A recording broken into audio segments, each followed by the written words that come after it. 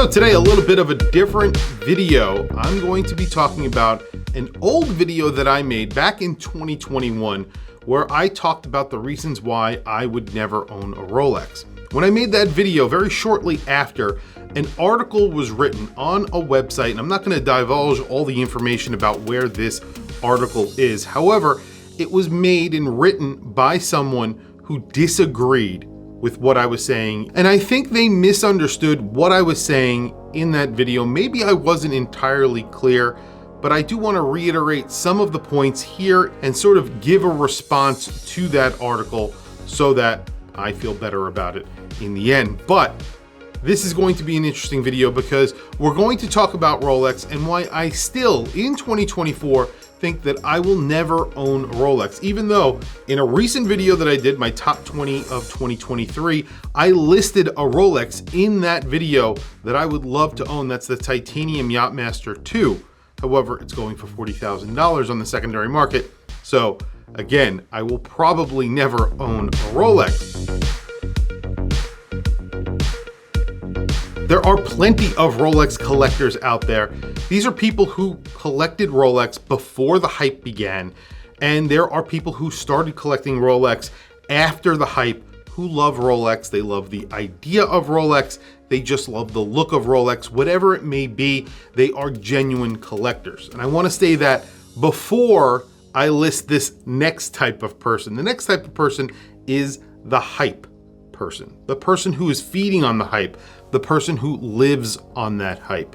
There are Instagrammers, YouTubers, people on Facebook who are constantly posting pictures of Rolexes because they want other people to know that they own a Rolex. And this is something that I said in that original video. Maybe I didn't say it as well as I am right now. However, there are people out there who love Rolex, but there are people out there who will only buy a Rolex because they know when you see the watch on their wrist, you know that they paid a lot of money for that watch.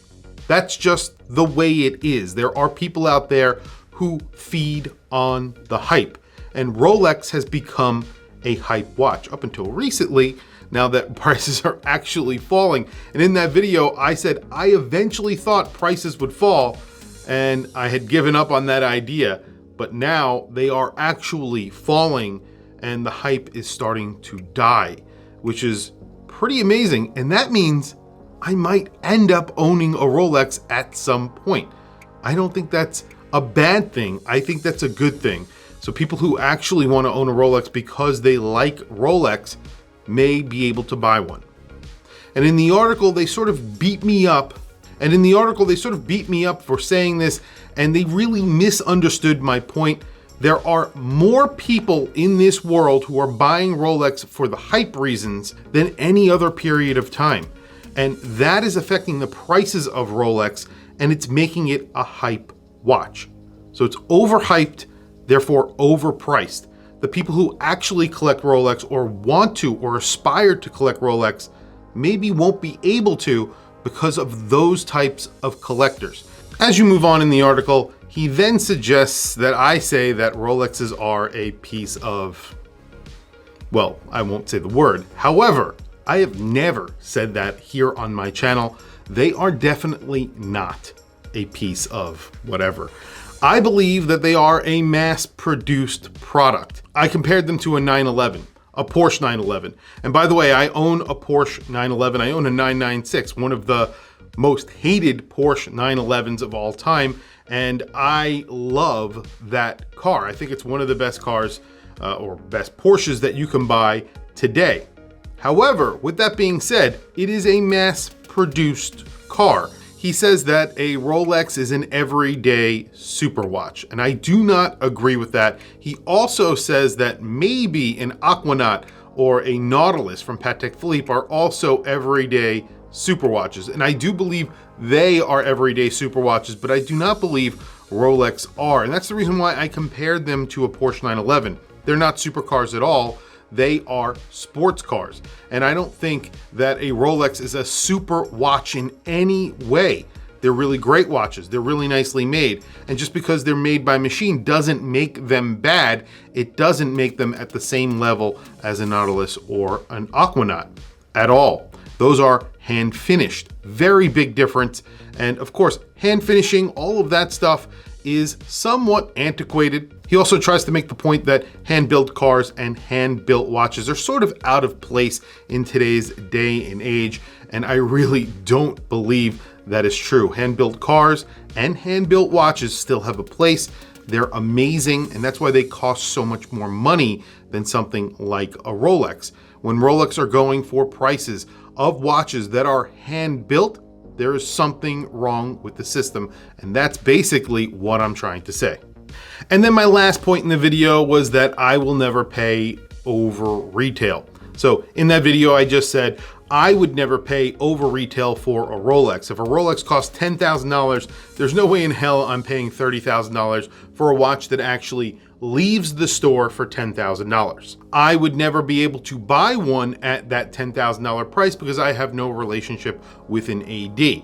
I've said this a million times because I don't buy at retail. Most of the watches that I purchase, I am buying on the gray market because I never purchase at retail. This is a personal problem for me. There are a lot of people out there who have this problem. They will have a very hard time buying a Rolex at that retail price because of that. I also am saying that Rolex is not worth $30,000. Rolex is saying it's worth $10,000. They're putting it out on the market for $10,000 and then they're reselling for $30,000.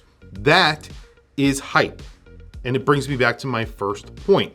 That price was only recent. It's fueled by the hype. It's not fueled by the people who are buying it because they like it. It's fueled by the people who are buying it because they need to have that watch. They need to have a Rolex. They can't have anything else because no one will know what an Omega is on their wrist. And it's really not artificial because it's really money that people are paying. So the point is, if you do like a Rolex and you are not buying into the hype, you're going to have to pay the hype prices if you are a person like me. He also calls me a few names in the article, a snob and a curmudgeon. I personally don't think I am a snob. However, I completely understand where some people might think I'm a snob by saying certain things that I said in that video. Maybe. I think a curmudgeon, definitely. I would, if you look up curmudgeon, I'm old and I'm grumpy. And I am old and grumpy, specifically when you talk about Rolex. I do get a little bit worked up about it because it's something that I kind of feel strongly about. And I think a lot of people do as well. And I do want to mention one other thing. That video has about 9,000 views, which is not an incredible amount for my channel, but it's not terrible. There is one thing that is very interesting about that video.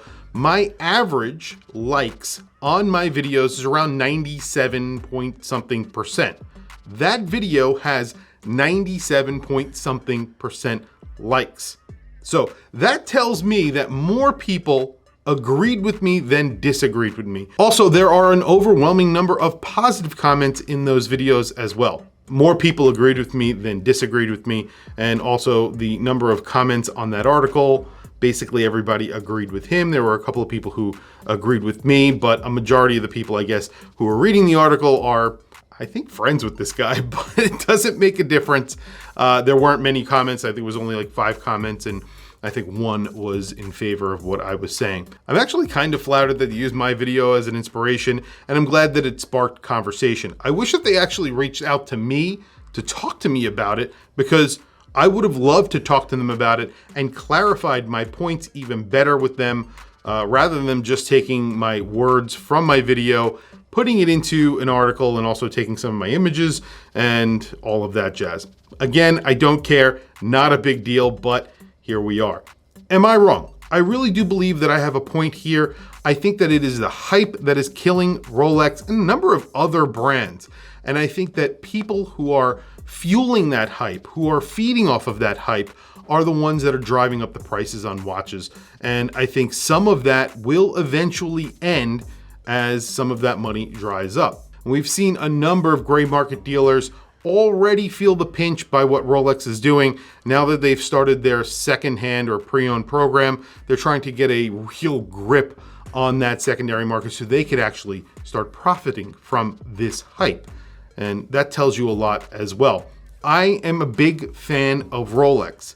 In the end, I do love Rolex. I would love to own one. However, again, I will never own a Rolex. Anyway, guys, thank you for logging on. Thank you for checking out this video.